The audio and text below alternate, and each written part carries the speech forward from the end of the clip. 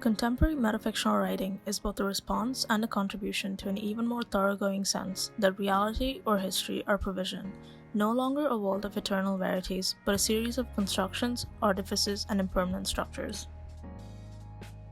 In this video, I will be examining video games through the postmodern lens, specifically regarding the metafictional nature of two particular video games, the Stanley Parable and Pony Island. The term metafiction was coined in 1970 by William H. Gass to label the then recent and innovative literary works that emerged as a result of postmodern thinking. There was an increased self-reflexivity and formal uncertainty among creators of the time, which led them to form criticism and perspectives on fiction which they then assimilated into their fictional processes. This development in the fictional process started approximately from the 1940s, and according to Patricia Waugh, one of metafiction's most influential critics, was a consequence of rising social and cultural self-consciousness due to, and I quote, the more general cultural interest in the problem of how human beings reflect, construct, and mediate their experience in the world. Metafiction is a literary style in which a work of fiction subconsciously draws attention to its status as fictional. It involves a deviation from standard narrative conventions in which the narrator or characters are self-aware and imbue their own perspectives into the text to create a fictional work that serves as a commentary on fiction. Using various techniques, metafiction suspends the disbelief of the reader by specifically addressing the reader or discussing its own status. Metafiction can manifest in works of fiction in a number of ways, like having the narrator address the reader directly, referred to commonly as breaking the fourth wall, or drawing the audience's attention away from the story and onto the content of the text to reflect on their artistic process, and maybe even use a more experimental technique by combining elements like story within a story and self-aware characters. The main purpose of metafiction is to highlight the dichotomy between the real world and the fictional world. It can be used to parody literary genre conventions, subvert expectations, or offer a view of the human condition. A lot of literary works aim to fully immerse readers in their fictional worlds, but works of metafiction continually emphasize their fictitious nature, thus providing a heightened sense of awareness regarding the relationship between the reader and the story. Metafiction has been around for centuries, but has only started becoming a prominent component of video games since the 2000s. In games, metafiction presents itself in four ways: emergent metafiction, immersive metafiction, internal metafiction, and external metafiction. Two particular games that were highly appreciated by the gaming community for their metafictional nature, both in terms of ludology and narratology, are the Stanley Parable and Pony Island. Side note, ludology and narratology are disciplinary viewpoints used by scholars in the analysis of video games. According to Daniel R. Miller, ludologists believe that games should be examined, critiqued, and valued based purely on systems they create, that is, the rules, the game world, and events driven by player action, while narratologists see games as another form of narrative expression, often aligning them with books and movies, and feel that a game should be examined as such. They believe mechanics and systems to be somewhat secondary to the message that the game is trying to convey. The Stanley Parable is essentially a walking simulator that brings the player's attention to the linearity and illusion of agency in video games.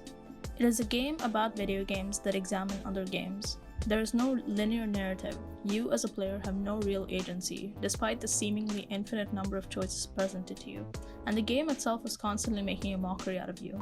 Maybe to you this is somehow its own branching path. Maybe when you go talk about this with your friends, you'll say, "Oh, did you get the broom closet ending? The broom closet ending was my favourite." I hope your friends find this concerning. The game's metafictional nature is largely due to the presence of the narrator, who very often addresses not just Stanley, the titular character, but also you, the player. The best example to showcase the extent of fourth wall breaking that takes place in this game would be the broom closet ending. Well, I've come to a very definite conclusion about what's going on right now. You're dead. You got to this broom closet, explored it a bit, and were just about to leave because there's nothing here, when a physical melody of some sort shut down your central nervous system and you collapsed on the keyboard. Well, in a situation like this, the responsible thing is to alert someone nearby so as to ensure that your body is taken care of before it begins to decompose. Hello? Anyone who happens to be nearby? The person at this computer is dead. He or she has fallen prey to any number of your countless human physiological vulnerabilities. It's indicative of the long-term sustainability of your species. Please remove their corpse from the area and instruct another human to take their place at the computer, making sure they understand basic first-person video game mechanics and filling them in on the history of narrative tropes in video gaming, so that the irony and insightful commentary of this game is not lost on them. Here, the narrator openly acknowledges the existence of the game and becomes more of a self-aware character. A lot of game designers try to fully immerse players into their games, but ultimately even open RPGs are limited in the amount of agency they can offer a player. Despite presenting a number of choices, most games follow a linear narrative and make you follow a questline. The Stanley Parable parodies these standard conventions by creating a literal line that leads the player to the confusion ending, which is one of the 19 achievable endings in the game. Players can choose to obey or disobey the narrator, but even though the narrator's authorial omniscience and power are an illusion, any choice you make will only put you in one of the 19 predetermined paths that the game lays out. Besides breaking the fourth wall and parodying genre conventions in video games, the Stanley Parable contains commentary on gaming itself.